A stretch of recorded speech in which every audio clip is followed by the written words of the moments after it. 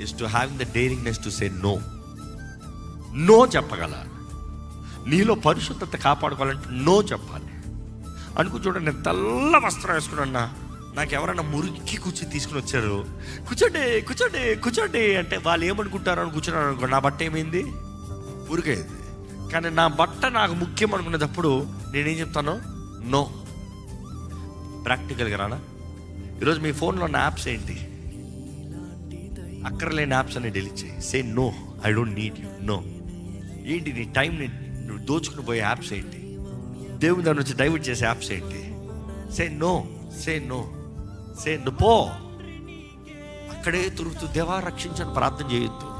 సాతాను ఊబిలో కూర్చొని దేవా రక్షించి కాదు, తలుపు తెరిచేలాగా దేవుడు పెట్టాడంట. ప్రతి శోధనకు ఒక తలుపు ఉండేలాగా దేవుడు చూసుకున్నాడంట. న్యాయవంతుడని దేవుడు. ఆ శోధన తలుపు నువ్వు బయటికి రావాలని చూస్తున్నాడు, కానీ ఆయన నేను శోధన నుంచి బయటికి తీయడు. తలుపు పెట్టేలాగా చేస్తాం దేవుని పని, తలుపు ఉండేలాగా చూస్తాం దేవుని పని. కానీ ఆ శోధన నుండి బయటికి రావాల్సింది నీ పని, నీ బాధ్యత.